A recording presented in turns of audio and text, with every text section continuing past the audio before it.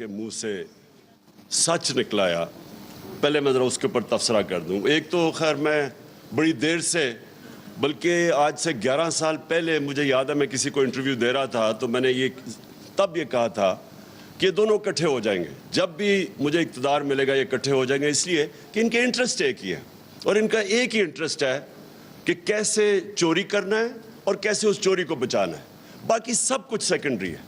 तो वो तो उसने कह ही दिया अपने मुंह से कि ये जो केसेस हैं 100 जजेस आ जाने थे और केसेस थे। अदलिया आज़ाद है पाकिस्तान में, तो अगर जजेस भी आ जाने थे, यहाँ तो आज़ाद अदलिया है, तो किस चीज़ का आपको डर है? मैं अदलिया के अंदर खड़ा हुआ 10 महीने, इन्होंने मुझे फ्लैट्स के ऊपर, लंदन के फ्लैट के ऊपर इन्होंने मुझे एक एक चीज़ ग्रिल की। मैं तो कोई मुल्क से बाहर नहीं गया, इसी अदलिया ने मुझे इंसाफ दिया। नून लीग की गवर्नमेंट थी, तो ये किस चीज़ से डर रहे हैं? तो इसलिए इनकी सिर्फ और सिर्फ एक कोशिश होती है कि पहले चोरी करो, फिर सारी कोशिश करो उस चोरी को बचाने के लिए, और जब तक इनको खौफ हो कि एनआरओ नहीं है तो मुल्क से बाहर चले जाओ, और फिर जैसे ही एनआरओ मिले वापस आ जाओ, फिर से चोरी शुरू करो। तो वो तो खैर खुर्रम दस्तगीर ने बात कर दी। लेकिन जो दूसरी बात उसने की कि जी आर्मी चीफ इमरान खान अपना रखवाना चाहता था, वो ये कह गया ना, और आर्मी चीफ रखवा के तो उसने कहा फिर तो हमारा ये 15 साल तक रह जाएगा और ये हटाया ही नहीं जा सकेगा, क्योंकि फिर एहतसाब भी हो जाएगा हमारा। इसके अंदर भी बड़ी हमें गौर करना चाहिए कि क्या इसका मतलब ये है कि कोई और आर्मी चीफ आएगा तो इनका एहतसाब रुक जाएगा? इसका ये भी मतलब है कि क्या अपना आर्मी चीफ चाहिए ताकि वो इनकी मदद करे? यानी वो जो बात कह गया है इसके अंदर ज़रा हमें गौर करना चाहिए। पहली चीज़ तो उसने कहा कि इमरान खान अपना आर्मी चीफ रखवाएगा। मैं आज आप सबके सामने एक चीज़ वाज़ेह करना चाहता हूँ, मैंने किसी सूरत, किसी वक्त, अल्लाह के सामने मैं हाजिर होकर ये बात करता हूँ, मैंने कभी नहीं सोचा था कि नवंबर में किसको आर्मी चीफ बनाना है। वो सिंपली ये है कि ये इशू था ही नहीं। मेरे जहन में तो ये था कि जब टाइम आएगा मेरिट के ऊपर जो सबसे बेहतर होगा उसको मैं बना दूंगा। सारी ज़िंदगी जो मुझे जानता है क्रिकेट में, जब से 10 साल क्रिकेट कैप्टन रहा हूँ, मैंने कभी अपनी ज़िंदगी में मेरिट को वायलेट नहीं किया। मैंने 10 साल क्रिकेट कैप्टन है, मुझे कोई आज कह दे कि इसने कोई अपना रिश्तेदार कोई दोस्ती में कुछ खिलाया हो, मैं शौकत खानम के अंदर मैं आज चैलेंज करता हूं कि एक आदमी बताए कि शौकत खानम में मेरिट के अलावा किसी को हायर किया, मैंने किसी की सिफारिश की हो। शौकत तरीन मेरे साथ बोर्ड ऑफ गवर्नर्स में पता नहीं कितने 10 साल थे, एक आदमी बताएं कि हमने मेरिट वायलेट की हो। इसलिए अल्लाह का शुक्र है कामयाब हॉस्पिटल है, इसलिए वो चल रहा है, इसलिए दुनिया की, पाकिस्तान की सबसे लीडिंग इंस्टीट्यूशन है, इंटरनेशनली रिकग्नाइज्ड है, क्योंकि वो मेरिटोक्रेसी है। उसमें नोबल यूनिवर्सिटी में एक आदमी बताया मैंने किसी को हायर किया कि गलत, आउट ऑफ मेरिट। मैंने अपनी, जब गवर्नमेंट में हो, कोई मुझे बताया कि मैंने अपने रिश्तेदार दोस्तों को हायर किया हो, अपनी उनको पोजीशंस दी हो। ये मैं इसलिए मेरिट की बात करता हूँ, मुझे खौफ खुदा है। जब आप मेरिट वायलेट करते हैं, आप किसी का हक मारते हैं, अल्लाह की बरकत चली जाती है। ये मेरा ईमान है, और इसलिए मैंने कभी नहीं सोचा था कि मैं कोई अपना आर्मी चीफ लेके आऊँगा। ये क्यों नवाज शरीफ को प्रॉब्लम था आर्मी चीफ का? क्योंकि नवाज शरीफ के चोरी का पैसा उसका इतना ज़्यादा था कि वो चाहता था फ़ौज को कंट्रोल करना। उसने बाकी सारे इदारे तो कंट्रोल कर चुका था, सारे इदारे जो अब आप तमाशा देख रहे हैं, इदारों का तो कत्लेआम हो रहा है आज। FIA तबाह, नैब तबाह, जो भी इदारे हैं आज आप देख लें कि ये सिर्फ कंट्रोल कर सबके ऊपर अपने लोग बिठा दिए। तो मैंने तो ये कभी नहीं सोचा था कि मुझे ज़रूरत है अपनी आर्मी चीफ की। नवाज शरीफ ने हमेशा अपनी पसंद का मेरिट को वायलेट करके अपना आर्मी चीफ लेके आया, क्योंकि उसको ज़रूरत है। इतना ज़्यादा 30 साल से इतनी मेहनत से इतना ज़्यादा पैसा चोरी किया हुआ है, अब वो पैसा पड़ा है, सारी उसकी कंसंट्रेशन है वो पैसा बचना कैसे है। ये आप इन सारों को, क्योंकि मैं तो 26 साल पहले इनके खिलाफ जहाद शुरू की थी। याद रखें, लोग मेरा मजाक उड़ाते थे कि जिसको सियासत नहीं जानता, वो ये कहते थे कि आपने अगर नवाज शरीफ के खिलाफ खड़े हैं तो जरदारी से तो दोस्ती कर लें। मैं 26 साल पहले कहता था ये दोनों चोर हैं। हमेशा मैंने कहा, कभी कभी इस चीज़ के ऊपर कॉम्प्रोमाइज़ नहीं किया। मेरा हमेशा था कि इन दोनों के इंटरेस्ट एक है, जैसे ही इनका पैसा थ्रेटन होगा ये इकट्ठे हो जाएंगे। ये जब एक दूसरे को कहते हैं ना कि तुम चोर हो, जो कहते थे, 2 दफ़ा इनकी गवर्नमेंट करप्शन पे गई 90 की दिहाई में, तो हमेशा ये एक दूसरे के ऊपर सच बोलते थे कि फलाना चोर है, लेकिन ये सिर्फ इलेक्शन में जीतने के लिए कहते थे। इनका चोरी का कोई इशू नहीं था क्योंकि दोनों चोरी कर रहे थे। तो मैंने जब पार्टी अपनी अनाउंस की, मैंने पहले दिन से कहा ये दोनों चोर हैं, और मुझे कभी कोई शक नहीं था कि जब भी ये मैं पावर में आऊँगा ये दोनों इकट्ठे हो जाएंगे। तो इनका तो इंटरेस्ट चोरी करना और चोरी को बचाना, NRO लेना, इनका तो इंटरेस्ट ये है, और इनका सारा ये साबित हुआ। इसलिए इनको हर इदारा जो इनकी चोरी को थ्रेटन करता है उसको कंट्रोल करना है। लिहाजा डर इनको फौज से होता है। फौज से क्यों डर होता है?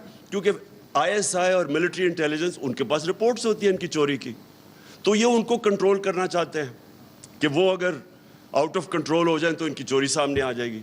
2 दफ़ा इनकी गवर्नमेंट्स गई 90s में चोरी के ऊपर। सो जो खुर्रम दस्तगीर ने बात की कि जी अपना ये आर्मी चीफ लेके आएगा, इमरान खान को कोई ज़रूरत नहीं अपने आर्मी चीफ रखने की। मुझे कोई अपनी चोरी नहीं बचानी। मुझे तो जो मेरिट के ऊपर बेहतरीन, क्योंकि हम चाहते हैं कि हमारा फौज का इदारा मजबूत हो।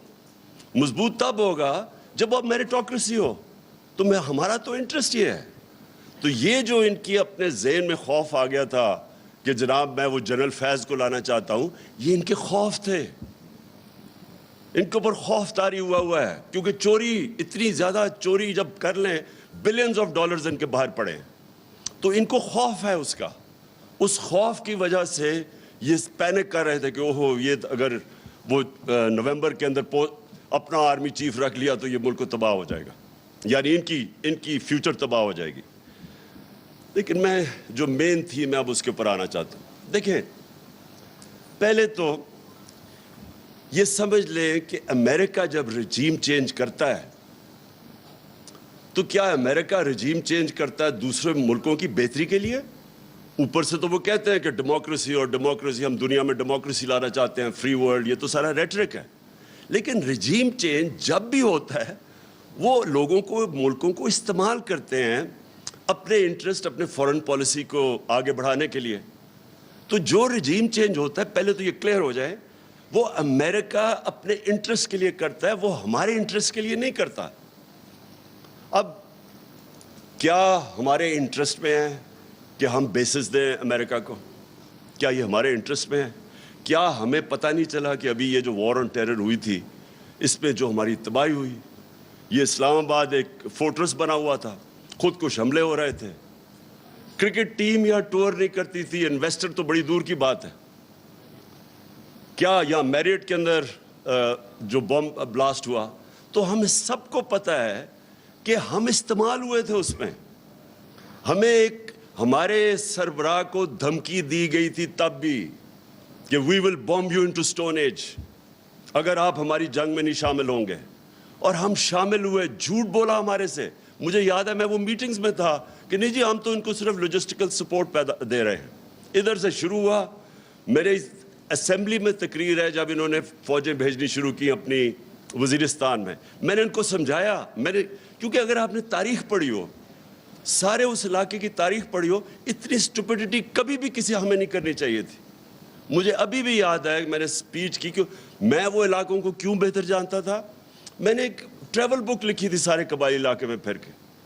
उस ट्रैवल बुक में जब आपने तारीख पढ़ी हो तो आपको पता होना चाहिए, आपको या पता या नहीं, कि जो सबसे ज़्यादा अंग्रेज़ फौजी मरा था वो वज़ीरिस्तान में मरा था, कबाइली इलाके में मरा था। 80 साल के अंदर सबसे ज़्यादा उनकी कैजुअल्टीज़ उधर हुई थी, और 1947 तक वो उनकी कैजुअल्टीज़ होती रही थी।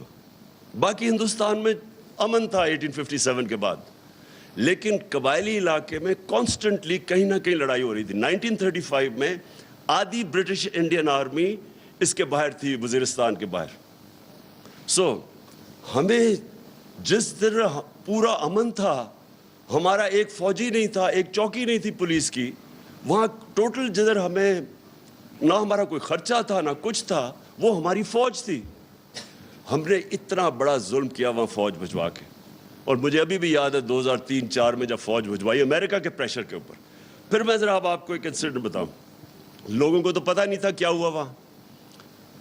लोगों को तो वही जो पैसा चला था अभी रिजीम चेंज के ऊपर हमारे पे चला, जो मुसद्दक के ऊपर चलाया गया, जब उसको पहले तो बदनाम करते हैं ना किसी को, जब रिजीम चेंज करना हो पहले मीडिया पे पैसा चलता है, तब भी मीडिया पे पैसा चल रहा था।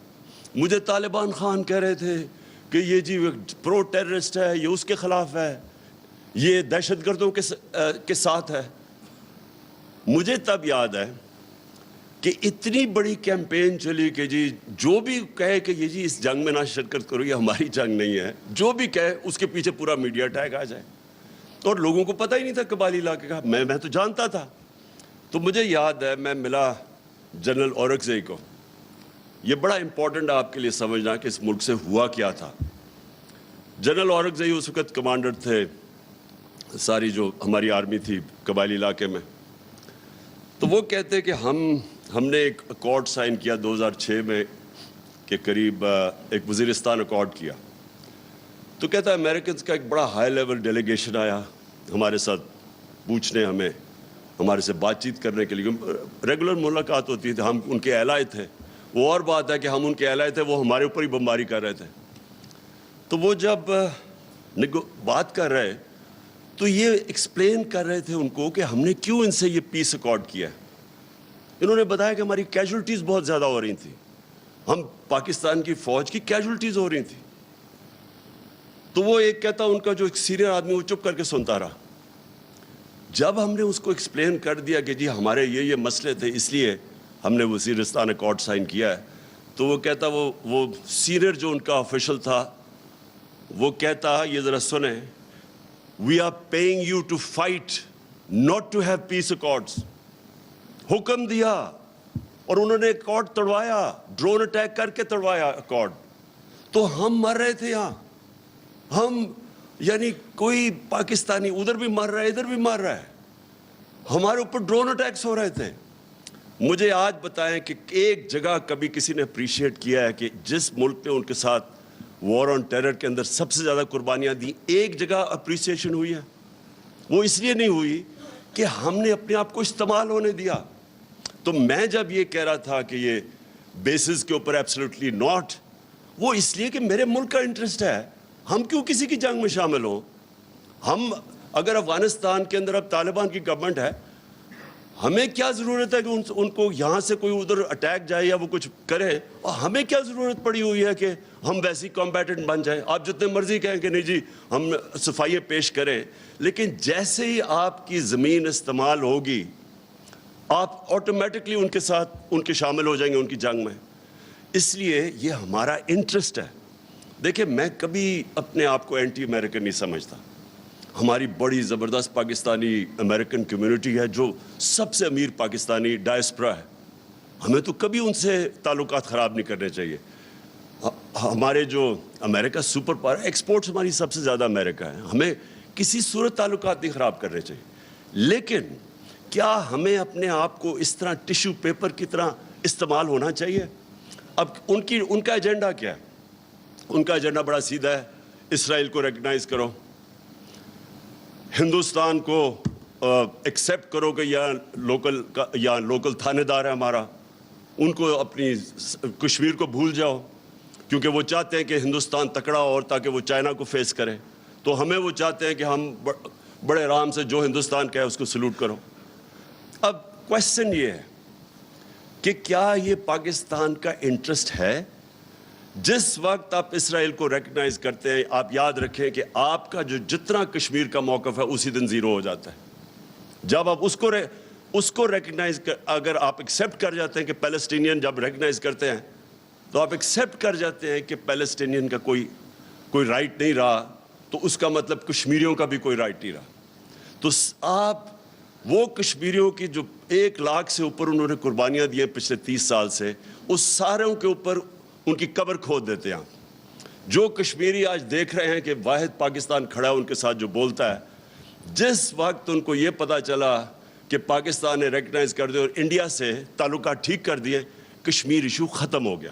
اور وہ ختم ہو گیا تھا پہلی دفعہ جب یہ اٹھا ہے یو این سیکیورٹی کاؤنسل میں, انٹرنیشنل فورمز, وہ ہمارے دور میں اٹھا ہے. اس سے پہلے تو یہاں کوئی نام ہی نہیں لیتا تھا. نواز شریف جب ہندوستان گیا, اس نے تو حریت کانفرنس کے ممبرز کو ہی نہیں ملا یہ کہ نریندر مودی نہ ناراض ہو جائے. ہم انڈیا کے خلاف, ہم چاہتے ہیں کہ انڈیا سے اچھے تعلقات ہو, کوشش بھی کی, لیکن آپ کدھر لائن ڈرا کریں گے کہ کدھر ایک ملک کا نظریہ آئے گا, کدھر آپ کا موقف آئے گا کہ جس کے اوپر آپ ایک پاکستان بڑے خواب کا نام تھا. تو جب آپ کے کچھ اصول ہی ختم ہو گئے کہ اچھا یہ جو حسین حقانی اور یہ نجم سیٹھی ٹائپس ہیں, یہ کیا چاہتے ہیں؟ یہ چاہتے ہیں آرام سے غلامی کرو, امریکہ کی جو وہ کہتا ہے مانو, تو وہ تھوڑے سے ڈالرز بھیج دیں گے. میرا اگلا کویسچن یہ کہ کیا اس سے پاکستان پیر پہ کھڑا ہو جائے گا؟ کیا اور تھوڑے اور ڈالر مل جائیں گے؟ کیا یہ ملک سروائیو کر جائے گا؟ کیا یہ ملک اپنی سارے پرنسپل سٹینڈز ختم کر کے, اپنا نظریہ ختم کر کے, کیا یہ کوئی مجھے گارنٹی کر سکتا ہے کہ یہ ملک ترقی کر جائے گا؟ کیا یہ نہیں ہم کرتے آئے آج تک؟ سوائے وہ ذوالفقار علی بھٹو کے چند سالوں کے نکال دیں تو آج تک تو ہم غلامی کرتے آئے ہیں. جو وہاں سے حکم آتا تھا ہم مان جاتے تھے. اپنے ملک کے قانون توڑ کے, اپنی آئین کی خلاف ورزی کر کے ہم ان کو سروس کرتے رہے. یہاں سے وار آن ٹیرر میں سی آئی اے, ایف بی آئی یہاں پاکستانیوں کو اٹھا کے گوانٹانو میں لے جاتی تھی, کوئی پوچھنے والا نہیں تھا کسی کو, جو وہ چاہتے تھے. ریمنڈ ڈیوس کو انہوں نے دن دہاڑے, اس نے 2 لوگوں کو قتل کیا, ایک کو مارا, بیوی نے اس کی خودکشی کی. سارے پاکستانیوں کے سامنے اس کو اٹھا کے واپس کر دیا, اور ہمیں اس نے کہا کہ نہیں جی اس کو وہاں سزا ہوگی. کوئی اس کو سزا نہیں ہوئی. کوئی پاکستان کی, کوئی ہمارے قوانین, ہمارے لوگوں کے رائٹس, وہ جو 4 لوگ مرے تھے, کسی کو اس کی فکر نہیں تھی. اور کتنے اور کیسز ہیں, رمزی یوسف کا کیس ہے, ایمل کانسی کا کیس ہے. اپنے قوانین توڑ کے ہم نے امریکنوں کی خدمت کی ہے. کیا ہمیں کوئی فائدہ ہوا؟ کیا پاکستان اپنے پیر پہ کھڑا ہوا؟ کیا ہماری کوئی اکانومی اوپر گئی؟ کیا وار آن ٹیرر میں 80,000 لوگ مروا کے کیا انہوں نے کوئی اپریشیٹ کیا؟ کوئی بہت بڑی ایڈ دے دی؟ وہ $20 ارب ٹوٹل ایڈ دی انہوں نے, یا $150 ارب کا ملک کو نقصان ہو گیا. ہماری وہ حال تھا ایک وقت پہ کہ یہ ہیڈ لائنز تھی میرے خیال میں نیوز ویک یا ٹائمز ہے, the most dangerous place in the world. کس نے آ کے انویسٹ کرنا ہے موسٹ ڈینجرس پلیس میں؟ ساری دنیا میں ہمارا نام لگے گی سب سے بڑے دنیا کے دہشت گرد پاکستان میں. تو ہمیں بجائے فائدہ ہونے کے نقصان ہی نقصان ہوتا رہا. تو اس لیے اگر ہم یہ کہہ رہے ہیں کہ ہم اب آپ کی جنگ میں شامل نہیں ہوں گے, ہم امن میں آپ کے ساتھ ہوں گے, تو یہ اینٹی امریکنزم نہیں ہے, یہ اپنے لوگوں کے انٹرسٹ پروٹیکٹ کرنے کے لیے. ہم جب کہتے ہیں ہم اسرائیل کو تب تک ریکگنائز نہیں کریں گے جب تک وہ فلسطینیوں کو ان کا جو حق ہے وہ نہیں دیتے. یہ قائد اعظم کا وعدہ تھا. یہ قائد اعظم نے تب 1948 میں یہ کہا تھا کہ ہم کشمیریوں کے ساتھ کھڑے ہوں گے. ہم جب ہندوستان کو اگر ہم ایکسیپٹ کر جاتے ہیں کہ وہ جو کر رہے ہیں کشمیریوں سے وہ ٹھیک ہے, تو آپ یاد رکھیں کہ جو بیسک فلسفی ہے پاکستان کی, یہ ملک ایک بڑا خواب تھا. یہ جو ہندوستان کے مسلمانوں نے پاکستان کے لیے ووٹ دیا تھا, ان کو پتا تھا کہ انہوں نے یہاں نہیں آنا. یہ ایک بڑی عظیم خواب کا نام تھا پاکستان. ہم وہ سارا نظریہ دفن کر رہے ہیں صرف اس لیے کہ جی امریکہ ناراض نہ ہو. دیکھیں میرا اپنا اوپینین یہ ہے, کبھی بھی کوئی قوم کبھی بھی جوتے پالش کر کے چیری بلاسم بن کے آج تک قوم پراسپر نہیں کی. قومیں کھڑی ہوتی ہیں غیرت کے اوپر, نظریے کے اوپر کھڑی ہوتی ہے قوم. جو قوم بنتی بھی ہے وہ نظریے پہ بنتی ہے, وہ جوتے پالش کر کے کوئی قوم نہیں بنتی.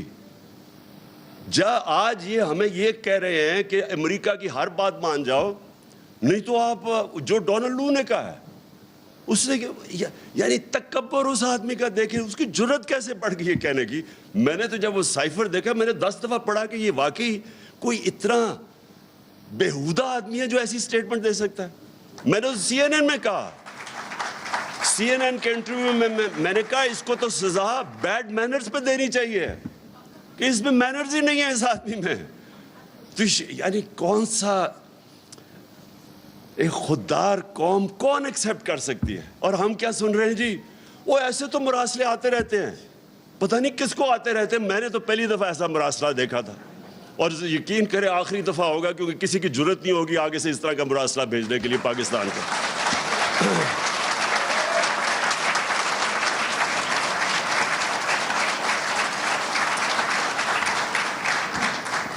देखिए जी, एक बस अब सुने जरा मेरी बात। देखिए ये बड़ा इंपॉर्टेंट है। अब हम खड़े किधर हैं? हम उधर हैं। मैं समझता हूं कि ये पाकिस्तान के लिए एक वो फैसला कुन मोड़ पे आ गया पाकिस्तान, जिधर सारे लोगों को फैसला करना होगा या उन्होंने एक रास्ता लेना है पाकिस्तान की एक खुददारी का, और एक मुश्किल रास्ता है पाकिस्तान की हकीकी आज़ादी का, या इन चोर डाकुओं को जो ऊपर हम।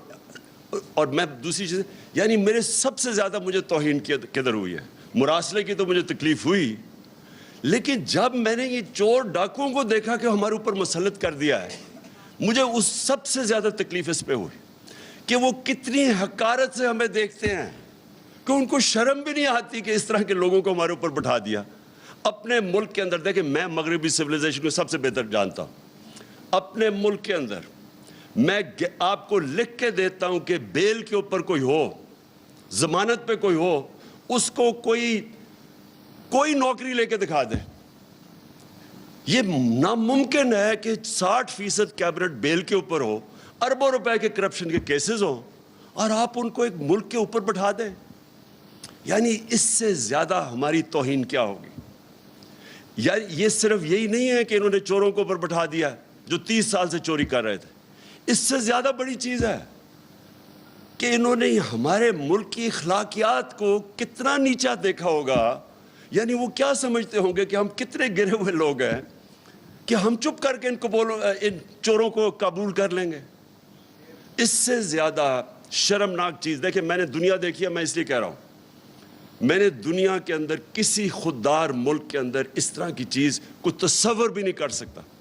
मैं जब ये देख रहा था,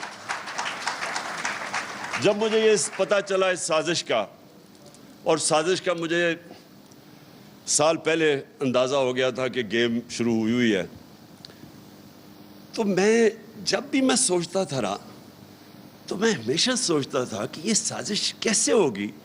क्या शहबाज शरीफ को मुल्क का कोई प्राइम मिनिस्टर बना देगा? लोग कहते हैं कि देखें ये इमरान साहब, आपने क्यों कुछ नहीं, जब आपको पता था साजिश हो रही है, क्यों नहीं कुछ किया? मैं यकीन करो, मैं ऑनेस्टली आपको एक बात आज बता रहा हूं, मैं तसव्वुर भी नहीं कर सकता कि कोई शहबाज शरीफ को मुल्क का प्राइम मिनिस्टर बना देगा। मैंने एक दिन मैंने न्यूट्रल से बात की,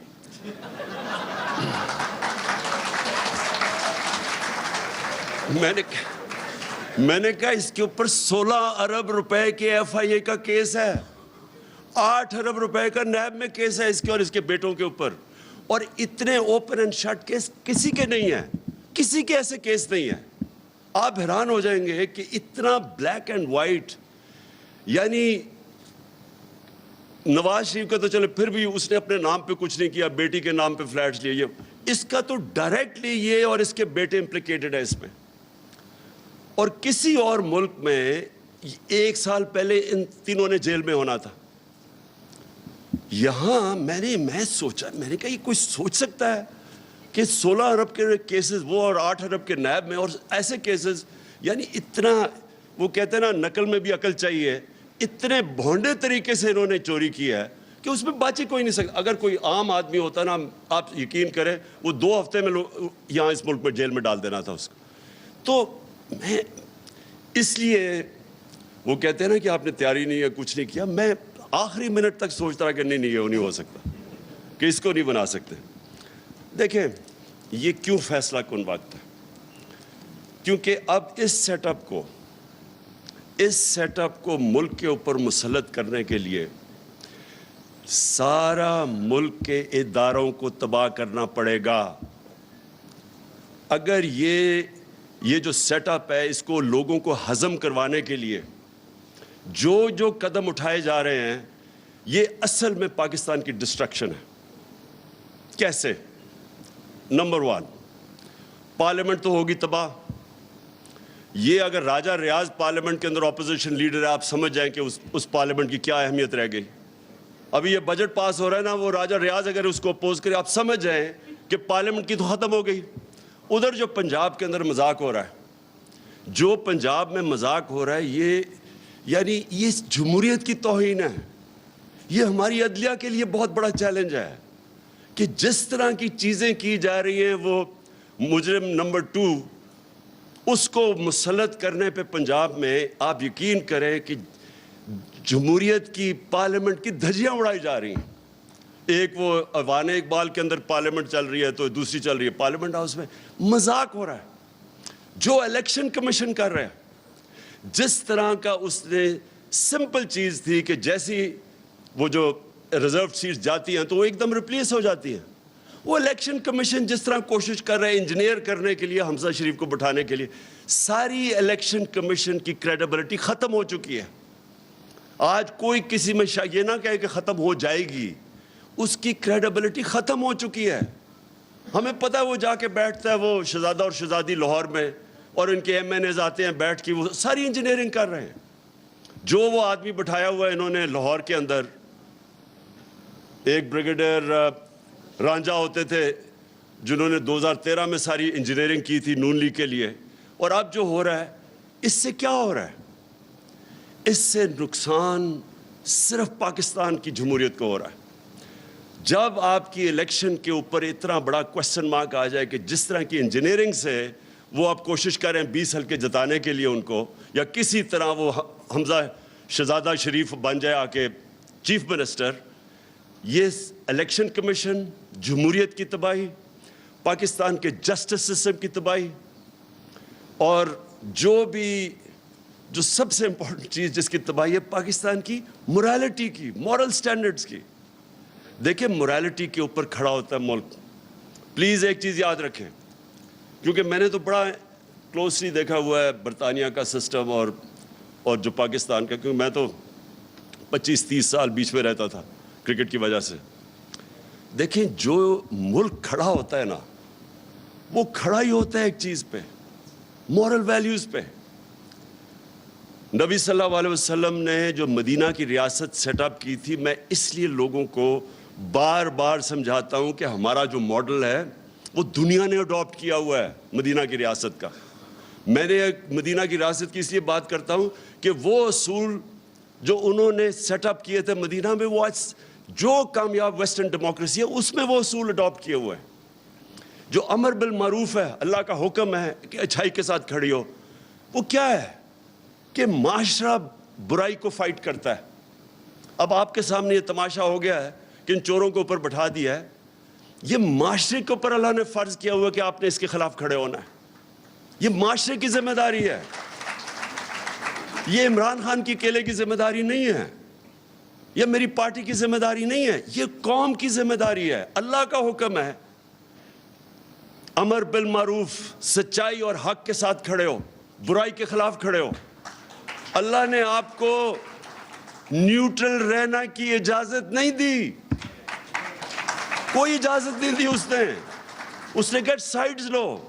اور معاشرے کی جو بنیاد ہے وہ مورل سٹینڈرڈز پہ کھڑی ہوتی ہے. جرمنی جاپان کو بمباری مار کے انہوں نے تباہ کر دیا 1945 کے بعد. بلڈنگز نہیں کھڑی، تصویریں دیکھیں ذرا، ایک بلڈنگ نہیں نظر آتی کھڑی. اور 10 سالوں میں دونوں ملک کھڑے ہو گئے، کیونکہ مورالٹی کے اوپر اور انصاف کو آپ بمباری سے نہیں ختم کر سکتے. جو قوم جس کی مورالٹی انٹیکٹ ہوتی ہے اس کو آپ ختم ہی نہیں کر سکتے. ختم کرتے ہیں جب ایک قوم کی مورالٹی ختم ہوتی ہے، آپ کو بمباری کی ضرورت نہیں پڑتی. میرے سامنے ہماری زندگی میں بیروت ہوتا تھا، دبئی. ہماری زندگی میں ساری دنیا چھٹیاں بنانے کے لیے بیروت جاتی تھی. لیبنان ایک سب سے خوشحال طبقہ تھا سارے مڈل ایسٹ میں. آج اس کے ذرا حالات دیکھیں، 70% لوگ غربت سے نیچے گر گئے ہیں. کوئی کسی نے بمباری نہیں کی. ان کی کرپشن نے، کرپشن ہوتی ہے جب آپ کی مورل سٹینڈرڈز گر جاتی ہیں، جب کرپشن آ جاتی ہے، ان کی کرپشن نے ختم کر دیا لیبنان کو. آج وہاں غربت ہے، لوگ چھوڑ کے جا رہے ہیں باہر. جو ہمارے ظلم کیا ہے، یہ امریکہ کو تو فائدہ ہو گیا. وہ تو انہوں نے رجیم چینج کر دی. ان کا مقصد ہماری بہتری تو نہیں تھی. وہ تو اپنے آپ کو، پاکستان کو پھر استعمال کرنا چاہتے ہیں. لیکن ہمارے لوگ یہ جو اوپر آ کے بیٹھے ہیں، ان کا مقصد کیا تھا؟ ان کا مقصد اپنی چوری بچانا تھا، جو خرم دستگیر نے کہہ دیا. اب جب چوری بچانی ہے تو چوری بچانے کے لیے یہ پھر سے میں ریپیٹ کرتا ہوں، اپنے سارے انصاف کے اداروں کے قبر کھود دیا انہوں نے. جو انہوں نے نیب کے امینڈمنٹس کیے ہیں، اس کا تو سمپل مطلب یہ ہے کہ وائٹ کالر کرائم کو اب پاکستان میں اجازت دے دی ہے. صرف وہ بھینس چور اور گاڑی چور اور وہ سائیکل چوروں کو پکڑ کے جیلوں میں ڈالو، باقی ان کو تو اجازت مل گئی ہے. وائٹ کالر کرائم دنیا میں پکڑنا مشکل ہوتی ہے. اس کے لیے آپ کو بڑے وکیل چاہیے، سیٹ اپ چاہیے. تو وہ بڑی مشکل سے نیب بنی تھی. نیب نے اچھے برے کام کیے، وہ کئی دفعہ ان کو اجازت دی گئی. ہمارے دور میں اجازت دی نیب کو.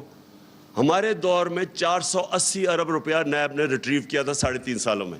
اس سے پہلے 18 سال میں 280 ارب روپیہ ریٹریو کیا تھا، کیونکہ ہم نے نیب کو چھوڑا ہوا تھا. ہم کوئی اس کو پریشر نہیں کر رہے تھے. اب انہوں نے آ کے نیب ختم کر دیا. اس انٹیریئر ثناء اللہ کے نیچے جب نیب ہوئے گی، آپ خود ہی اندازہ لگائیں کہ وہ نیب نے کیا کرنا ہے. اب وہ صرف وکٹمائز کریں گے، لوگوں کو تنگ کرے گی، استعمال کریں گے، ایف آئی اے کو استعمال کریں گے کیسز بنانے کے لیے. تو یہ ادارے تو ختم ہو گئے اب. لیکن جو سب سے امپورٹنٹ چیز یہ، میں پھر سے ریپیٹ کرتا ہوں، انہوں نے اس ملک کی اخلاقیات کے اوپر جو ظلم کیا ہے، ان چوروں کو اوپر بٹھا کے، اور ان چوروں کو اپنی چوری بچانے کے لیے، اب این آر او لینے کے لیے، اب یہ جو کریں گے ملک کے ساتھ، میں آپ کو یقین دلاتا ہوں پاکستان کو کسی دشمن، بیرونی دشمن کی ضرورت نہیں ہے. یہ وہ کام کر کوئی دشمن نہیں کر سکتا. یہ اندر سے ملک کو تباہ کریں گے. اور آپ کے سامنے ہے کہ ایک چلتی ہوئی، ابھی شوکت طرین نے آپ کو فگرز دکھا دی کہ ہر چیز پازیٹیو تھی پاکستان کی. انڈسٹریل گروتھ پازیٹیو تھی. ایگریکلچر، وہ بھی جمشید چیبہ نے بتایا، وہ بتانا تھا کہ ایگریکلچر گروتھ اوپر جا رہی تھی. ہر indicator, services industry, I T کے اندر ہم نے چینجز لے کے آئے تھے. پاکستان کی ایکسپورٹ جو اصل چیز ہے، جس سے ملک اوپر جاتا ہے، ایکسپورٹس اوپر جا رہی تھی. اوورسیز پاکستانی نے کانفیڈنس تھا پاکستان میں، ریمیٹنسز ریکارڈ بھیج رہے تھے. اور وہ ٹائم جو کہ سب سے مشکل ٹائم تھا، پہلے بینکرپٹ اکانومی، اس کو سٹیبلائز کرنا، پھر کرونا آ گیا، پھر کموڈیٹی سپر سائیکل آ گیا، اس سارے میں سے نیویگیٹ کر کے ملک کو نکال رہے تھے. میں نے اور شوکت نے جب جا کے نیوٹرلز کو سمجھایا کہ پولیٹیکل انسٹیبلٹی ملک نہیں افورڈ کر سکتا، بڑی مشکلوں سے، کیونکہ ایک انٹرنیشنل سپر سائیکل آیا ہوا ہے، ہمارے پاس فورن ایکسچینج کی کمی ہے، ہمارا روپیہ، ہمارا کرنسی افیکٹ ہوگی پولیٹیکل انسٹیبلٹی سے. یہ بالکل اس سازش کو روکیں، کیونکہ سب سے پہلا امپیکٹ پڑنا تھا ہماری کرنسی کے اوپر، فورن ایکسچینج پہ، جیسی انسٹیبلٹی ہونی تھی. اور وہی ہوا، اور وہی نہیں ہوا جو اس کے امپیکٹ پڑے. اور یہ جو 3 سال سے لگے ہوئے تھے، مہنگائی اور نااہل ہیں، ہمیں پوری طرح پتا تھا کہ ان کو نہ سمجھ تھی اکانومی کی، کیونکہ اگر کرتے تو 10 سال جو پہلے انہوں نے کیا تھا، ہمیں تو پتا تھا کیا کرنا ہے. ان کی کوئی تیاری نہیں تھی، صرف ایک تیاری تھی کہ این آر او انہوں نے لینا تھا. اس کے اندر آپ کے سامنے ساری آج اکانومی نیچے جا رہی ہے. پاکستان ڈی سٹیبلائز ہوا ہے. عام لوگوں کے لیے مہنگائی وہ ہوئی ہے ان کے 2 مہینے میں جو ہمارے 3.5 سال میں اس طرح کی مہنگائی نہیں ہوئی. ہمارے اوپر بھی کموڈیٹی سپر سائیکل تھا، ہم نے بھی ڈیل کرنا تھا کرونا کے ساتھ. ہم بھی آئی ایم ایف پروگرام میں تھے، تو ہم تو 2.5 سال سے آئی ایم ایف پروگرام میں ہیں، ہم نے کیوں نہیں ایسی مہنگائی کی؟ انہوں نے آتے ساتھ ہی سارا کچھ یا ہمارے پہ ڈال رہے ہیں یا آئی ایم ایف پہ ڈال رہے ہیں، کیونکہ ان کی سوچ ہی صرف اپنی ذات کے اوپر تھی. جو خرم دستگیر نے کہا کہ ہمارا تو مقصد یہ تھا کرپشن بچانا. تو میں آخر میں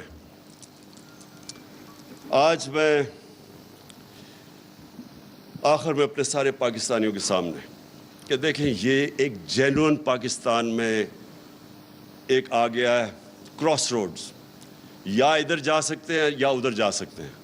वो न्यूट्रल बीच में रास्ते का वो गियर ही निकल गया।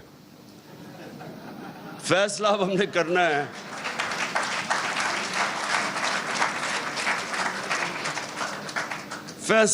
है कि अब इस मुल्क को ये जिस तरफ लेके जा रहे हैं इससे बचाना कैसे है।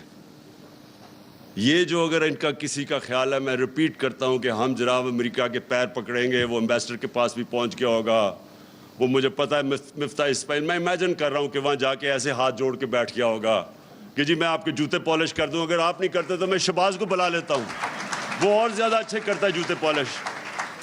इससे कोई फ़र्क नहीं पड़ने लगा। अमेरिकन माइंड को समझे, उनकी बड़ी सिंपल फिलॉसफी है, there is no free lunch. हर चीज़ की कीमत है, और वो जो कीमत है वो अगर पाकिस्तान अगर वो कीमत हम अदा करने के लिए तैयार हैं तो सारा नज़रिया पाकिस्तान को दफन करना पड़ेगा। बड़ा अजीम इसका नज़रिया था और इसका नारा था कि पाकिस्तान का मतलब क्या, ला इलाहा इल्लल्लाह। ये बड़ा अजीम नारा है, ये खुददारी का नारा है, गैरत का नारा है। ये कभी भी ये एक छोटे से आदमी को बड़ा आदमी बना देता है, ला इलाहा इल्लल्लाह। एक आम आदमी ला इलाहा इल्लल्लाह के ऊपर खुददारी आ जाती है, उस पर गैरत आ जाती है, रिस्पेक्ट करते हैं लोग उसको। ये जो आप झुकते हैं, और मुझे शर्म आती है कि जिस तरह इन्होंने हमारा दुनिया में जलील किया अब तक, जाके जिस तरह पर्चियां पकड़ के उसके ओबामा के सामने बैठे हों, जिस तरह पता नहीं वो कोई इसका कोई पता नहीं मास्टर है इसका। और दूसरी तरह वो अच्छा ओबामा तो दूर की बात है, ये अमेरिकन एम्बेसडर के सामने आपको देखना पड़ेगा कैसे गिरते हैं ये। तो ये जब ब्रिटिश एम्बेसडर को केक खिलाया जा रहा है उसको कि शायद वो हमारी सिफारिश कर दे। ये जो बेशर्मी है, ये ला इलाहा इल्लल्लाह इसको दूर करता है। कोई नहीं है खुदा सिवाय अल्लाह के, कोई किसी के सामने अल्लाह का हुक्म है, तुम्हें झुकने की ज़रूरत ही नहीं है क्योंकि अल्लाह है। ये देखें, ये अब हम रियलाइज़ नहीं करते हैं। मैं इतनी देर से जब भी मैं ये क्रिकेट भी खेलता था मुझे बड़ी तकलीफ़ होती थी।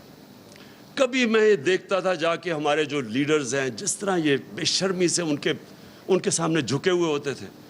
बिल्कुल उस सियासत ने सही बात की। 22 करोड़, दुनिया का 5वां बड़ा आबादी में मुल्क है, न्यूक्लियर आर्म्ड स्टेट है, हमारी एक ज़बरदस्त फ़ौज है जो हमें प्रोटेक्ट कर सकती है। हमारी अवाम जब मौका मिलता है, ओवरसीज़ पाकिस्तानी में ऐसा टैलेंट बैठा हुआ है, एक्सेल करते हैं। लेकिन जब लीडर ये शहबाज शरीफ बन जाए और ये सारे चोर ऊपर बढ़ जाए, आप एक फैक्ट्री के ऊपर चोरों को बैठाए, फैक्ट्री आपकी बंद हो जाएगी, मुल्क कैसे चल सकता है। इसलिए कौम को अपने बेसिक्स के पर जाना पड़ेगा, हमें इसको फाइट करना पड़ेगा। मैं इसको जहाद समझता हूँ, हकीकी आज़ादी की ये जहाद है। और इसके लिए मेरी आज सारी कौम को है कि मैंने तो किसी सूरत इसको एक्सेप्ट नहीं करना। मैंने तो जो भी हो जाए मैंने इन चोरों का मुकाबला करना है। मेरा सिर्फ आखिरी एक सवाल है अपने न्यूट्रल से, सिर्फ उस पर मैं ख़त्म कर रहा हूँ अपनी तकरीर, कि अगर घर के ऊपर डाका पड़े तो क्या चौकीदार न्यूट्रल हो सकता है? Thank you. इस्लामाबाद में chairman PTI Imran Khan regime change seminar से खिताब कर रहे थे। उन्होंने कहा कि नवाज शरीफ ने चोरी से पैसा इकट्ठा किया, इसे फिक्र है कि कैसे पैसा बचेगा। मुझे शक था जब भी मैं पावर में आया तो ये दोनों इकट्ठे हो जाएंगे। उन्होंने कहा कि मैं हमेशा कहता था ये दोनों चोर हैं। वो सेमिनार से खिताब कर रहे थे। उन्होंने कहा कि खुर्रम दस्तगीर ने कहा है कि इमरान खान अपनी मर्जी का आर्मी चीफ रखना चाहता है।